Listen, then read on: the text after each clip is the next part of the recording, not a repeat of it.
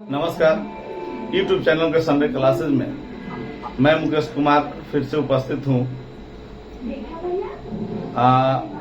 Europe में राष्ट्रवाद के दूसरे चरण को लेकर के अभी तक हमने देखा कि यूरोप में राष्ट्रवाद फ्रांसीसी क्रांति के बाद और वाटरलू के युद्ध की समाप्ति के बाद एक नई युग का सूत्रपात होता है, जिसका अगुवाई मैटरनिटी करता है।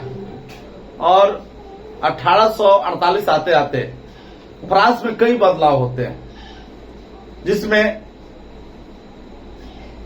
लुई 18वां का शासन, फिलिप का शासन और अंत में नेपोलियन तृतीय का शासन हम देखते हैं। लेकिन इन सब के बावजूद एक और क्षेत्र रहता है, इटली, जो नेपोलियन के प्रभाव से ही प्रभावित रहता है। आज हम उसको देखेंगे, इसलिए हमने इस चैप्टर का नाम दिया, इस पार्ट का नाम इटली का एकीकरण, यूनिफाइड ऑफ इटली, अर्थात इटली का एकीकरण हम देखेंगे।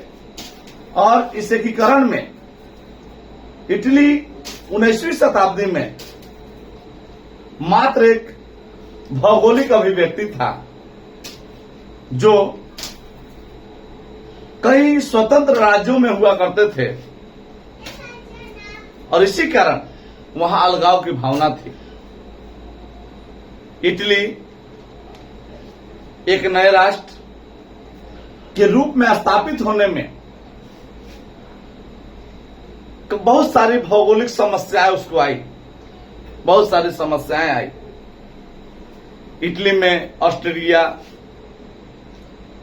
फ्रांस जैसे विदेशी शासकों का हस्तक्षेप था,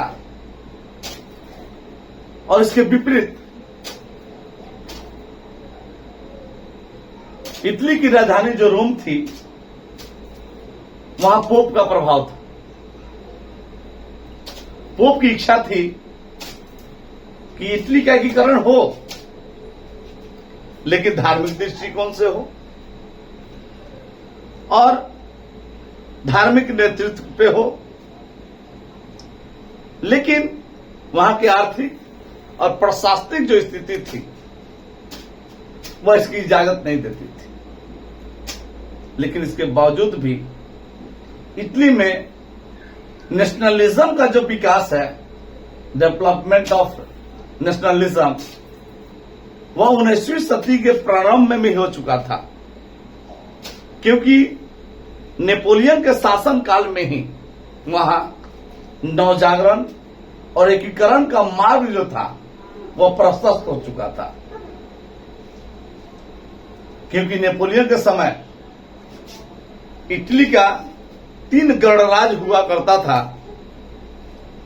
जिसमें सिसपाइन गणराज,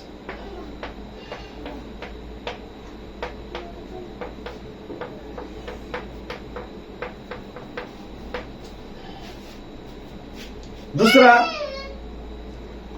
लिगुलियन गणराज,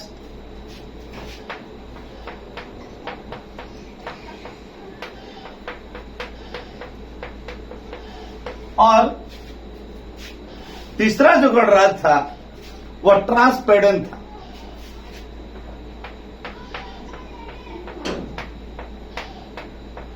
ट्रांसपेडेंट गणराज, यानी जिस समय नेपोलियन इटली का सम्राट हुआ करता था, उस समय वहां 3 गणराज हुआ करते थे। उसके पूर्व बहुत सारे छोटे छोटे टुकड़ों में बटा हुआ था, लेकिन उसने 3 गणराज में उसको एकत्रित किया।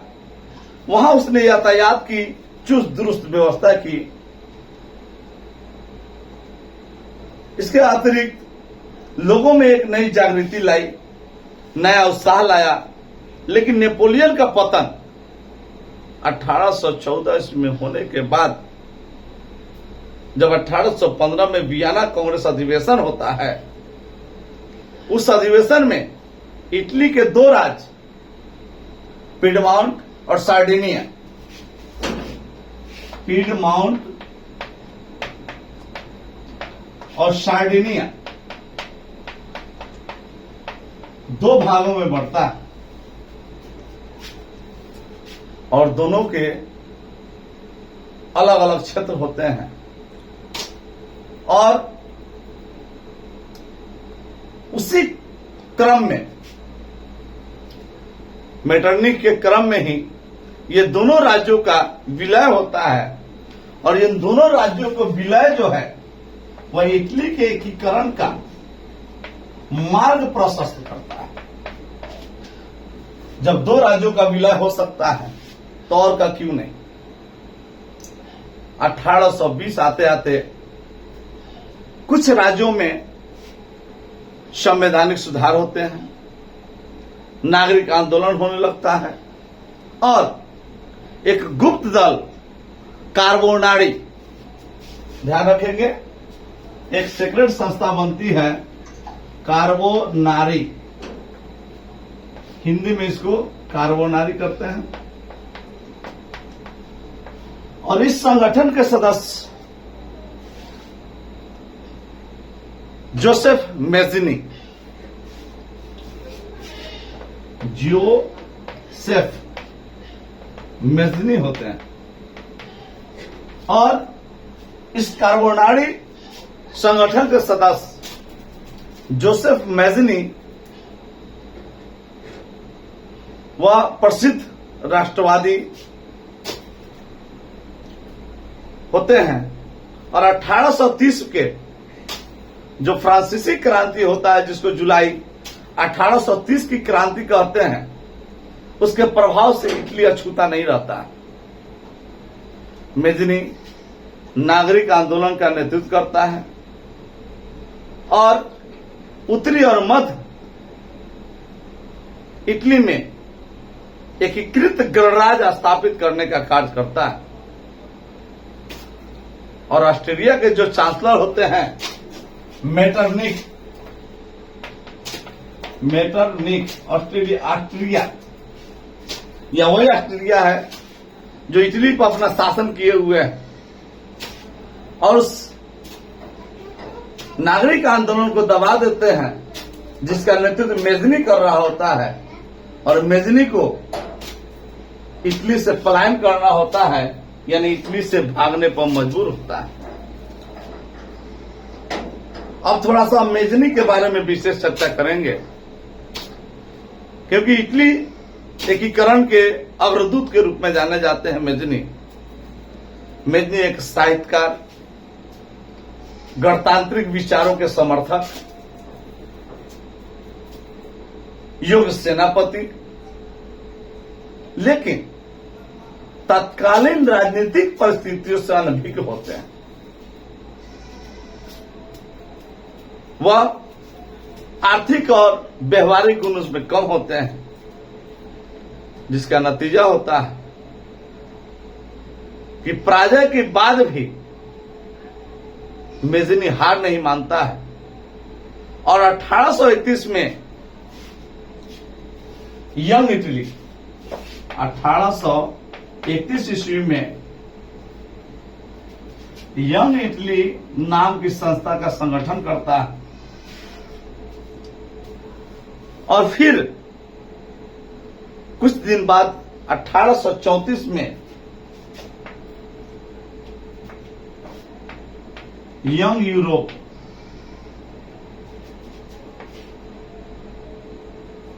यानी एक संस्था केवल इटली के लिए, और जब वहां से निष्कासित होते हैं, निर्वासित होते हैं, तो दूसरे देश में जाकर के यंग यूरोप नामक संगठन का स्थापना करते हैं। संस्थापन के बाद में वह नवीन इटली के निर्माण में लग जाते हैं और उनका एकमात्र उद्देश्य होता है कि इटली को विदेशी शासन से या विदेशी हस्तक्षेप से इटली को हम कैसे मुक्त कराएं। और उस समय इटली के अतिरिक्त अन्य देशों में राष्ट्रीय आंदोलन चल रहे होते हैं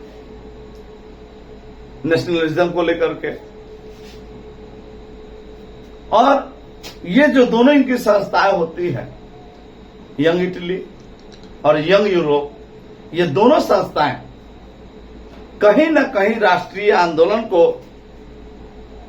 और राष्ट्रवाद को बढ़ावा देने का काम करता है। जब 1848 ईस्वी में उधर फ्रांस में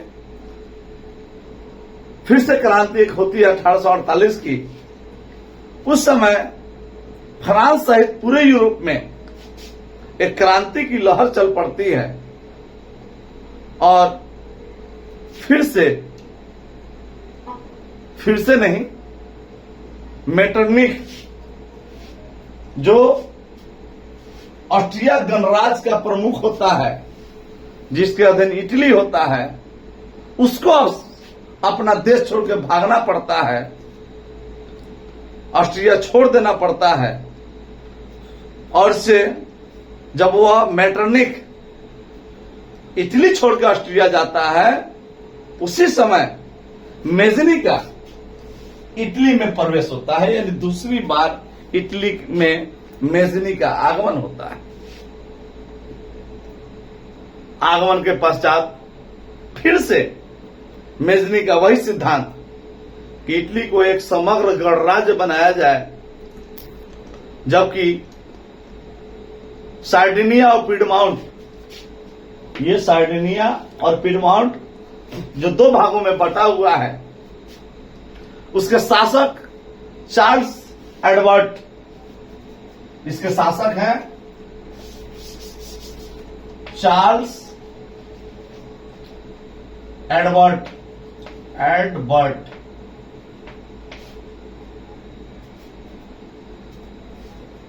उनको उनके नेतृत्व में वह विलय करना चाहता है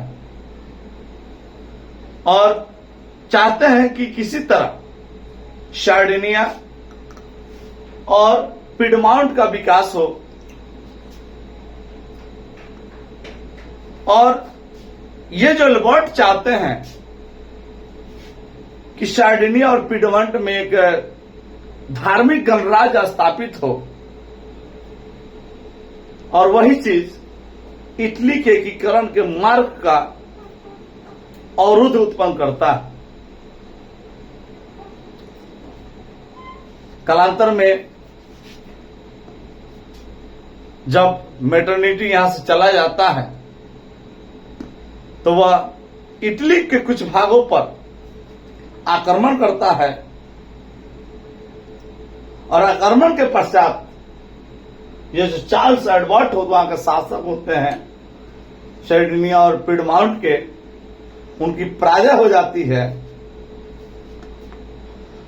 और ऑस्ट्रेलिया के हस्तक्षेप से इटली का जो जनवादी आंदोलन होता है उसको कुचल दिया जाता है और एक बार फिर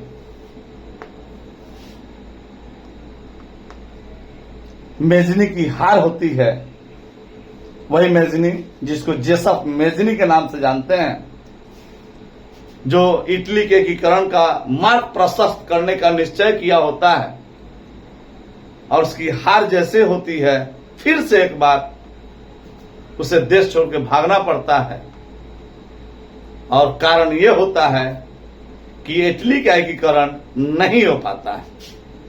अगले वीडियो में हम देखेंगे इटली के एकीकरण का द्वितीय चरण, जिसमें हम चार्ल्स काबुर को पढ़ेंगे कि वह किस तरह से इटली का एकीकरण करता है।